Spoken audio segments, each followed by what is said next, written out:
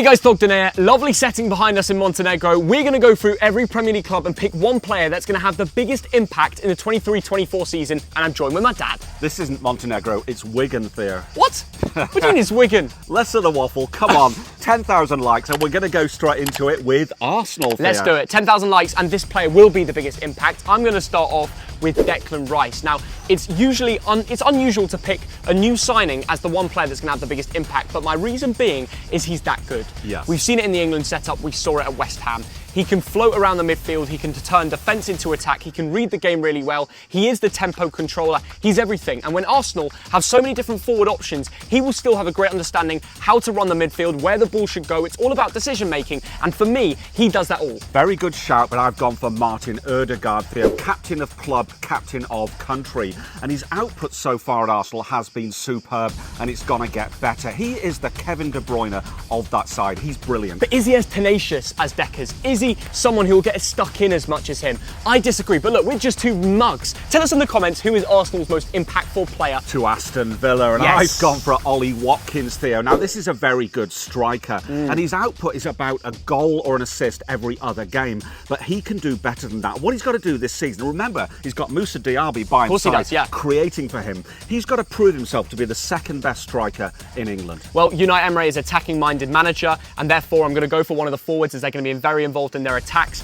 and I do believe it's Ollie Watkins. We shake on the second pick, Aston Villa's most important player, because he creates, he scores the goals, he holds real close danger threat. Within that 18-yard box, he's finishing your dinner. That's why we agree he's the most impactful. And don't worry about what happened at St James's Park. That was an aberration. Things will get better. With Unai, you can trust when you bring it back home next week, he'll completely change that team. AFC Bournemouth now. This player's been at Liverpool. He's been at Chelsea. It's Dominic Solanke, Theo, the centre-forward, who's prolific in the Championship. Now, in the Premiership so far, it's like a contribution every fifth game. That isn't good enough. He needs a breakthrough season. It's coming up. I like that shout, but I've got a bit more different, Thog Dad. Who is the one to link up with Dominic Solanke to get the goals? Who's the water carrier in the midfield? Who's the man that used to be a 10 but dropped to more of a deep line creator just to be more involved in that midfield stretch? It's Philip Billing. Yeah. And for me, he's the most important player for Bournemouth because within everything changing around the squad with the manager, with certain players, he stays in the heart of that midfield. He is the man to connect defence to attack. You've got to give him credit. He's the most impactful player. Brentford now, and I'm going for a Cameroon international who only cost €6 million, Theo. Yes. Great business, Brian Mbeumo, Theo. Now, he's a sort of contribution every third game type of player. I like how versatile he is. He can be second striker, right midfield, he can be right wing. I like that. And this season, with Tony out for 3 or 4 months, he needs to step up to the plate. There's one player that stood out for me watching the opening match that I think he's going to be key throughout the year, and Thomas Frank actually fits his tactics to his style of play, and it's his wing-backs. Yes. And on his left wing-back side, it's a man that's been there since being a teenager, Rico Henry. He's been in previous England setups. He's Brentford's most key player. And I'll tell you why. Well, first of all, he had more touches than anybody else in that Brentford team against Tottenham. Yeah. But the reason being, he is the man to break down that line from the left flank. He can run down that wing, he can create chances, but he's also solid and consistent at the back. He has it all, and with wing-backs being such an important position for Brentford and in the modern day game, I think he's their most impactful player. Comment below if you agree, or it's Thog Dad a mug. Brighton and Hove Albion, it's got to be Karo Mitoma, Theo. Now, we saw him in Qatar playing for Japan. This is one exciting player, and he's made a good start to the Premier League, and he's getting better. And I like your pick, it connects to mine. As the most impactful, I've gone with Pervis Estupiñán. And I just don't understand it. I think he's had something in his pre-season where he just understands every style of play. He had over 100 touches in Brighton's opening game, which is more touches than anyone else. And I previously spoke about how important the left wing-back role was to Brentford, but to Brighton, this left-back is a joke, and his understanding with Mitoma in the left wing role is why Brighton is so dangerous on that flank. And I think he is the most impactful because we know how good fullbacks are for Brighton, and I think when you've got that late runner and Mitoma's making a run, fullbacks don't know what to do. It's overlapping, it's so tenacious, it's so attacking. I think it's so key. Burnley, and I've gone for a Norwegian, Theo. Not that one, the other one, bloody Burnley. Sander Berge, Theo. €14 million from Sheffield United. He's tall, he's versatile, he can play DM, he can play CM. It's going to be a really tough season for Burnley, but with lads like him, they can stay up. You made the keywords tough season. What position do you need more when you're facing shots, facing attacks? It's a great goalkeeper. James Trafford. Of course I've gone James Trafford. He's going to be the most impactful. Come the end of the season, we'll sit down and be like, Theo, you were right. There will be times where there's one-on-ones, great chances from big teams with much bigger transfer values, from much more budgets, where they're attacking, they're overloading, and Burnley are defending for their lives. And it will come down to important saves from my brother to keep them in the game. And when we go back at the end of the season and Burnley have survived by the nick of their teeth, it will be thanks to Traff, with big moment saves, and you know what? He relishes in these big moments. So I'm excited to look back on this because I know I'm going to be right. And good luck to James and to Burnley. Chelsea, and I've gone for a DM who cost 121 million euros, Theo, Enzo Fernandez. Yes. You love him. He's a World Cup winner. And those first 90 minutes against Liverpool were really good, weren't they? Yeah, and there's so much more to come. He's a young player, Argentinian. I watched him at the World Cup. We went to every single game, Thogdad. At least I did. Yeah, you did. Yeah. You tried to. You went to like, what, 50? How many did you go to? 50 games I went to. And enough to watch Enzo Fernandez. I said before the World Cup started that Enzo Fernandez would be the shock of the tournament. On Sky Sports, people laughed at me. They said he's not even going to get into the team.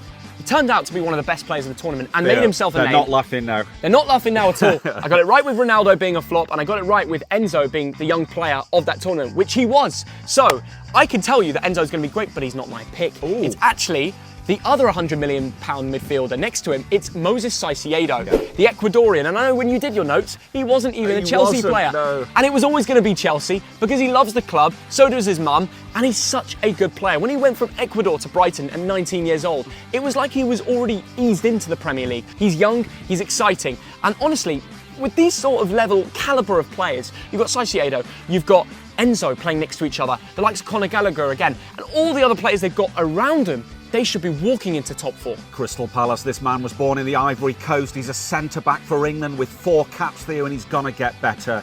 Mark Guehi. I think he's a fine player. He's brilliant, he's young, he's exciting, he's English, and that's the great thing. I can't wait to see him play at centre-back for our country. However, there's another player who is English, and he's even more exciting. He's probably one of the most enjoyable players to watch. If you buy a season ticket, you think of this man. Yeah. He floats around the 10 role, he joins attacks late, he's got brilliant vision. Have you guessed who it is? It's Everton Eze.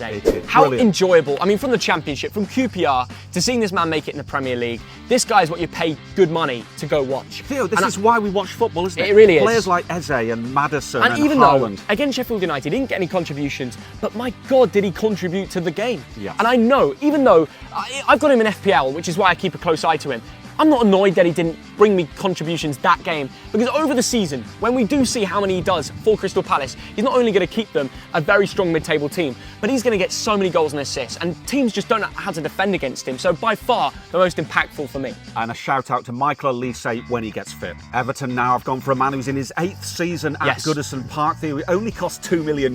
He's a striker called Dominic Calvin-Lewin, and when he's not there, you notice it, Theo. Now he's kind of a contribution every third game kind of player, so he needs to get fit and he needs to get 12 or more goals. Now I think Everton might go down, but if they stay up, it's because of him. You predicted the Toffees to go down, and I didn't. The reason being is this man, Dominic Calvert-Lewin. His impact to this team when he gets back fully fit and ready for Sean Dyche is key. He's one of the most complete strikers in the Premier League. Yeah. He can drop wide and then make a late run to the centre and score. He can drop into midfield and connect play. He can link up with the likes of Iwobi, with Garner, Onana dropping deep. He understands his teammates. Now tell me, is he the second best striker in England after Harry Kane? For me, yes. Him and Ollie Watkins can cook for England, and I'm excited to see what he can do for Everton this season. Fulham now have gone for a Nigerian international. He cost €22 million from Ajax, Theo, Calvin Bassey, the I like that centre-back. pick. Now Fulham, it's going to be a hard season for them, and that centre-back partnership is crucial to them. Well, if you lose Mitrovic, you become more defensive. If you lose Tosin Adarabioyo, you're losing a really solid defender. He's got lots of interest from Premier League clubs. Dad, Calvin Bassey, I watched in the Europa League final, Rangers Frankfurt. Yes, they lost that game. I know your comments are coming for me, but what a beast at the back. And the fact he's 23 and he's already in the Premier League is exactly what they needed. I actually don't think the prime of his career was at Ajax, because Ajax had a bad season. They didn't know and really understand how to use it. Don't get me wrong, with the ball at his feet, he's not made for that. You've got to accept that he's a workhorse, he's strong, he's fast, and I love him, and he could have such a good impact at Fulham. But right now, I've gone for Bernd Leno. Because as you said, they're going to be more defensive this year. They're going to face a lot more shots. So to stop the goals, it's the German. Do you know what? Game week 1, Theo, of those 10 games, the man of the game week was Bernd Leno. 100%. I mean, there's a few other players we've got to give shout-outs to. Probably half the Brighton team. But I do agree, as far as goalkeepers go, he was so important. Liverpool now, I've gone for a man who's in his 7th season at Liverpool, goal, Theo. He's a centre-back. It is the one and only Virgil van Dijk. Now, we've known for the last 10 years that he's a great player. There's been a lot of incomings over the last 3 years and a lot of outgoings. Virgil van Dijk will hold it together. Well, if we're talking impact, it has to be one of the key members who's been there for the last few years, understands Jurgen Klopp's tactics like the back of his hand. If we're talking exceptional ability to create switches of play, breaking the lines, playing the ball behind the final line of defence, it's Trent Alexander-Arnold. And whether he's at right back or at centre mid, his ability to create and make chances is why he is the most impactful player in this Liverpool team. I suppose the obvious answer here was Mo Salah. We know he's brilliant, but I think this season Virgil van Dijk is crucial. Luton Town now, and this man used to be at Everton, it used to be at Chelsea. It is, of course, Ross Barkley, Theo. Only 29 years old. He's got bags of experience both for England and in the Premier League, and he needs to resurrect his career. So if he can do that, he could be crucial. I love your pick. What a signing Ross Barkley was. I just didn't expect him to go to Luton Town. But for me, I've gone right wing back. And we always speak about the modern day fullback and how important it is to them. I've gone for Issa Kabore. Now, he spent lots of time at Man City's academy, understood the tactics from the best. Manchester City's academy system is incredible. The amount of players that have gone for 20, 25 million and they haven't even had a senior cap just shows how intellectual and understanding they have of football from such a young age. And Issa Kabore is one of them. He went to Marseille, Ligue 1, smashed it. Goals and assists from that right flank, and what he can add to Luton Town is brilliant. Now, I watched that Luton Town-Brighton game very closely, and the way he was able to defend against Mitoma, if he can deal with him, he can deal with the Premier League's best. Manchester City now have gone for a man who's in his 9th season at the club. I know it is the brilliant Kevin De Bruyne, Theo. And I looked at his stats. He's got over 100 assists in the Premier League. He gets 2 contributions every 3 games, but it's more than that. He is a genius. I can't call you a mug for making picks like that. He's so good. And De Bruyne, he doesn't always add assists and goals on paper, but what he does for the team in the build-up is astonishing. And I always like to think, imagine if he wasn't from Belgium, imagine if he was from one of the biggest countries in the world, imagine the talk and the support he would have. He would be up there for Ballon d'Ors. I sometimes think the fact that he's from Belgium actually weighs him down because he doesn't have such a crazy support from around. He's one of the best players in the world, but for impact, if we're talking impact, that word is what can you change in a split second in a game? There's probably one player in the world that does it more than Erling Haaland. He is the most impactful player worldwide. How can you pick De Bruyne over Haaland? Impact is someone who can go bang, goal. Do you know what, Theo? If Kevin De Bruyne wasn't there for the whole season, and if Pep Guardiola wasn't the manager, Arsenal would win the league. I think those are the 2 most important people at Man City, and I nearly bent the rules and said Pep Guardiola. Yeah, but impact, well, we can't go manager, Dad. It's impact on the pitch. I know. How are you going De Bruyne over Haaland? Haaland is the obvious one, Theo. But Kevin De Bruyne can get you 20 assists a season. That is next level stupid. Yeah, it is. It is. But Haaland can score 30, 40 goals. That is true. You've gone for Haaland. I think I've beaten you on this one. No, you can't. Let us know how in can the you comments. do an impact video in the Premier League and not have Haaland in that 20? It's insane. You're a mug. We will move on to Manchester United now, Thogdad. Who is your pick? My pick is, of course, the brilliant Bruno Fernandes, whose impact over the last 4 years has been astonishing. Without him, they're almost a mid-table club. He's got output, he's the creator, and he's now the captain. Great player. And he floats around the midfield, he creates chances, and he was the sub-assister for that important United goal against Wolves. But whilst watching the 90 minutes, how can you only beat Wolves at home 1-0? I'll tell you why. There is something they need, and it's a number 9. And that's where Rasmus Højlund comes in. If we're talking impact, if we're talking someone to change the game, if we're talking someone who will go on the pitch and help you score 2, 3, 4 goals, kill off teams, it's the man from Denmark. Okay. And it's beautiful. What's great about him? Now I know you're gonna question me and you're gonna bring up his goal stats at Atlanta. Dad, look at his time at Sturm Graz. Let's go back to his time at Austria. You don't know how far I've gone deep with this guy. Tell you what, you bring in the ball on his left side, it's a goal. When that ball comes in, he's there before the centre-back. And that impact is what's going to make United make or break top 4 this season. Newcastle United now, and all I can say, Theo, I did my notes a week ago, so I'm not cheating. I'm not basing it on the first 90 minutes. Alexander Isak, the centre forward. Now, he had a good season last season. He got, I think, 10 Premier League goals in about 22 outings. This season, he can score 20 goals for Newcastle. With Isak, he's brilliant. I just don't get him. He's too good. Yeah. I don't know how he's ended up at Newcastle. Yeah. How has no one massive gone in? We're talking the top tier level, tier 1 clubs. You mean like Al Ahly? Well, I see what you're saying nowadays with the sort of money they've got, but Real Madrid, Barcelona, Bayern Munich, how are they not talking about this guy? He's the full package, and what he could do at Newcastle this year, potentially over 20 goals. But I haven't picked him as my most impactful player. Wow. I've gone with Sandro Tonali. Yeah. Because the way he slots into that midfield, the way he drops between defenders, and he's not a progressor. He's not someone who's going to carry you the ball. They've got Bruno Guimaraes and Joelinton to do that. He's going to spread those balls. He's going to be watching for Anthony Gordon and Harvey Barnes making deep runs. Almiron, whoever it is, he's ready to spray that ball into the perfect spot. It's going to create mad chances. Nottingham Forest now, Yes. It's got to be our Noy, hasn't it, Theo? Now, I love that you picked him. Of course I picked him. He had a great breakthrough season. Again, 10 goals. And this season, he's got the likes of Morgan Gibbs-White, Anthony Elanga, Brennan Johnson feeding him. It's going to be a wonderful season. When I went to Kopernik and watched him for Union Berlin, I knew from the moment he would end up at a big club. And Jurgen Klopp has raved about him. The fact he didn't sign him, he's missed out. And it's all about his confidence. The Nigerian knows how to smack the ball into the back of the net, from a header, from his chest, from his foot, anything. That guy, give him game time, feed him, the rest is history. Sheffield United now, it has to be Ahmed Hodzic, Theo, the Bosnian international. And Bosnia is over those mountains over there, Theo. 4 million quid he cost from Malmo. He's a centre-back. Now, it's going to be a really tough season for Sheffield United. They need a miracle. This guy could help with that. And do you know how worried Sheffield United fans when they post a picture of Adel on their Instagram that they think he's going to go? He's young, he's got the best of best clubs wanting him all around the world, and it's because he's so good in that back three system. He is the pivot from the back. He can start an attack. He's solid, he's Bosnian. Balkan centre-backs, there's something about them. All the way back to Vidic. But for Sheffield United, I've gone with a new signing. Coventry City maestro. He is something else. The way he controls the ball, he's not a dribbler, that's not his job.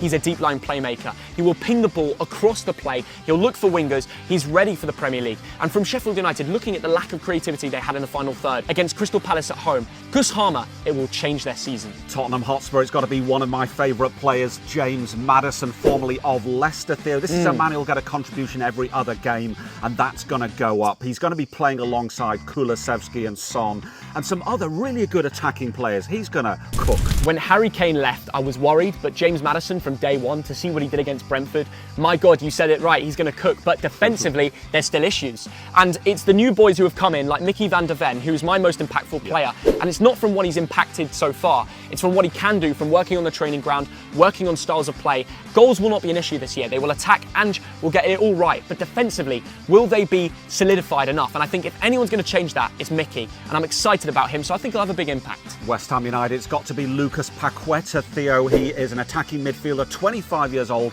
and a Brazilian international. We spotted him in Qatar, and you know what? Man City are sniffing around him, aren't they? They are. If he goes, he's still going to be the most impactful player. That's the risk you've got. I know. So I'm going to go with a man that probably replaces him. It's James Ward-Prowse, who's officially announced. And I just don't understand how he's not at a bigger club. There's reason people compare him with David Beckham. He's the best dead ball specialist in the world of football right now. Well, you've just insulted the West Ham fans. They're a pretty big club, Theo. Well, they are, but they're not tier one. Yeah. This is the best free kick taker in the world right now. James Better Ward-Prowse. than Messi. You're Messi. Ward-Prowse spent a game in the Championship. He shouldn't be anywhere near that. Yeah. That man should be around the England team consistently, and if it was my choice, he would be.